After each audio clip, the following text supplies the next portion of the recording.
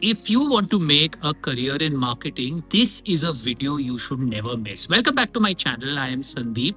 And today I'm going to talk about a topic which is very, very interesting at the cutting edge of marketing, which is on virtual influencers. So, how did I come about this topic? It's a very interesting story that last year when I was in Tokyo, I actually happened to scroll through a page called ima.gram. It had about 375, 380,000 followers.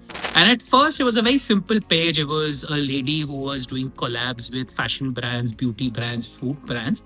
But one thing that caught my eye was that lady was not a human lady. She was actually a digitally created virtual influencer. That's what got me interested in this topic. And that is the future of influencing marketing. So, who should listen to this video or see this video? So, if you are someone who wants to get into social media, you're someone who gets to FMCG, you are someone who wants to get into marketing, you're someone who wants to get into AI and marketing at their intersection, if you are someone who wants to get into product management, or if you're just someone who wants to know where the world of influencer marketing is headed, this video is for you. In this video, we are going to look at 5 key questions.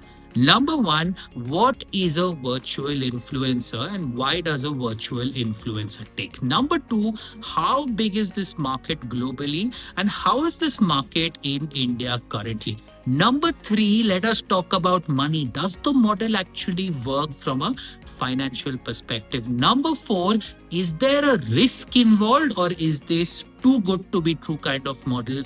And number five, we will look at what does it mean in India over the next 24 months. And at the end of it, you will have a very clear view in terms of where this market is headed and what should you be doing. So what is a virtual influencer? Let's start with question number one.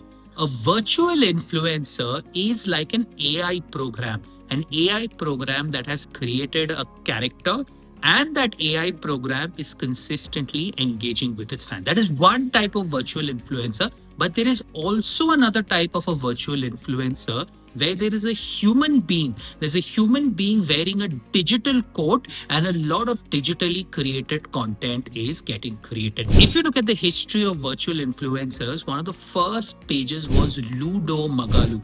Ludo Magalu is a Brazilian page about this retail company called Magalu. It has over 8 million followers on Instagram, and you have this character on their page that's consistently creating collabs for various companies on this Brazilian retailers page. The question is, why do virtual influencers fundamentally work? And there are 3 reasons for it. Number one is human influencers, people like you and me, sometimes say stupid things.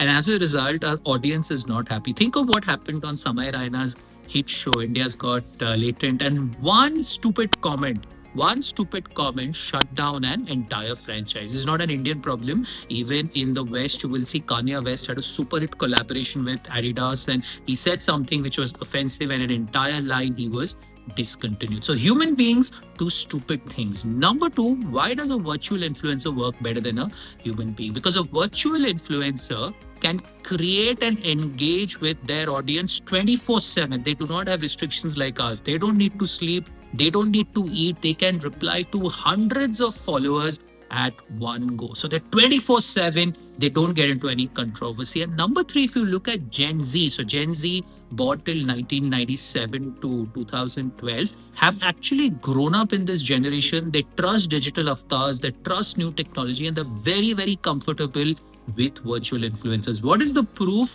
That a lot of them have digital boyfriends and girlfriends. There's an app called Replika, REPLIKA, that has 30 million downloads where you can choose your boyfriend and girlfriend. And the next generation that is coming up, Gen A, which is born after 2012, is completely digitally savvy and they are also comfortable with virtual influencers. That is why virtual influencers work so well at a concept level. The next question is in terms of how big is this market and how big is this market in India? Now, when we look at global statistics, we often talk about China, and in China, with most things about technology, this market is absolutely booming. So, The Economist reports that $16 billion of commerce has gone through virtual influencer market in 2021 alone. $16 billion of commerce. How's the market in India? The market in India is very small. So if you look at the Indian market, we are about 2.5% of the global market. It's very, very small. In terms of size, according to Grandview Research, it's about $170 million in 2024, but it's expected to grow very fast to 45%. But overall, it is very, very small at 2.5% of the global market. Are there examples of virtual influencers in India? So if you look at Kyra was one of the first virtual influencers. She has about 240,000 followers on Instagram. There's also Naina Avatar, which is another virtual influencer. She's done collabs with brands like Boat, Titan Eye Plus, has about 375,000 plus followers on Instagram. And no one has reached the scale of what I just said with Ludo Magalu with 8 million followers. So in India, it's at a very nascent stage, but expected to grow very, very fast. What is the third question? And the main question is, what is the economics of this model? There must be something about the economics, isn't it? Why are people getting so excited? So the first thing is, someone did a poll and asked brand managers, will you use virtual influencers in next year's campaigns? There was a study that was done by Influencer Marketing Hub in terms of, will you use virtual influencers the next year? 60% of brand managers said we will use virtual influencers. Let's understand the reason why.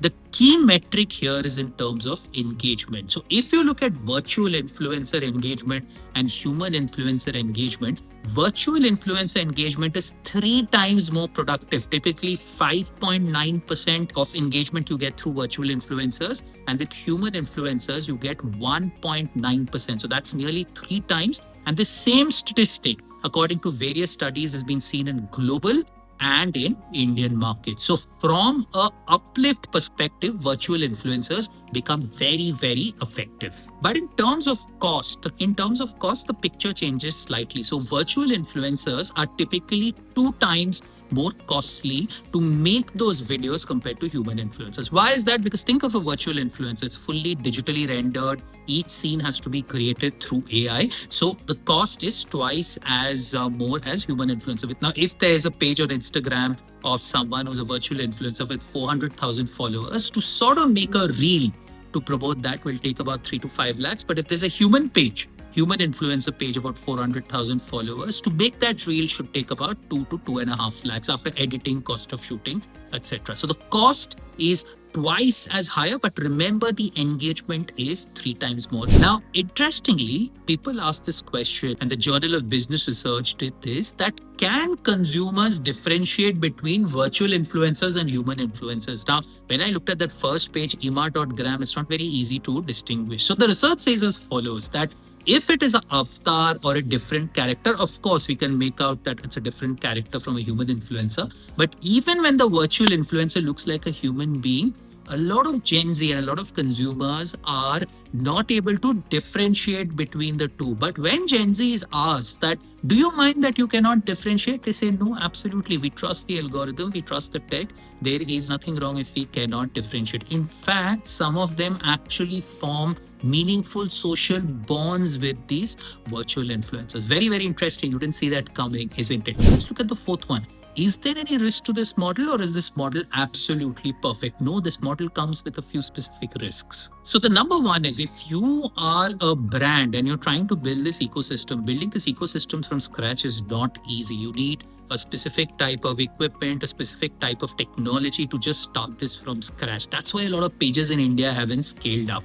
Not to say it cannot be done with AI and the new age tools. This is getting easier, but it's not very easy to start from scratch and just to go to 8 million followers. Number two is a point you will never assume, that sometimes these virtual influencers can also get rogue. Here's a story of a very famous virtual influencer. This is about a human being called Carol who had that virtual coat around her, and the band's name was A-Soul in China. And then she went rogue. She complained, said she was being overworked, she was being bullied. The Economist quoted this article and did so much damage to the brand. So whenever you have a human being Even wearing a virtual coat, if she or he goes rogue, the brand can get a lot of damage in terms of that. Number three is whenever you talk about AI, there is always the threat of regulation in terms of where is the data being managed, where is the technology, who has control over all of this. And the government at some point will come into the picture, so it becomes a little tricky. Now, the fifth question and the most important question that we're looking at is what will happen over the next 24 months and what should you do as a result? Is this an interesting career? Let's look at where brands are going to spend money. If you look at all leading brands in India, all of them will look to create a virtual influencer ecosystem over the next 2 or 3 years, at least the big ones. In terms of marketing spend, Economic Times had an article that said many brand managers are looking to spend 10 to 20% of their money on virtual influencers over the next few years. So definitely a lot of money is going into this space. A lot of ecosystem will go into this space because why? Gen Z loves it. Gen Z trusts it. It's worked in a country like China, likely to work in a country like India. The next generation, which is Gen A that is coming up, is likely to go there. So if you are someone who wants to get into this space, it is a great space to be in. You may have heard about so many pages which is just fully AI made, are doing fantastically on social media. This is an extension about that. So if you're someone who's interested in marketing, interested in AI, interested in project management, this is an area you should get into. How can you get started? It's simple. I would say just create a separate page, try and get a few AI tools and start creating dummy content with your face, but fully AI generated to get started. Now, the big question is, whenever we talk about such things is, will the virtual influencer ever replace the human influencer? Because that's how we talk about, we hear AI and we say, will the human being lose the job to AI? And in the influencer market also, now the influencers in China are asking, will the virtual influencer take our job? The answer is not yet. Not yet, at least in the next 3 to 5 years.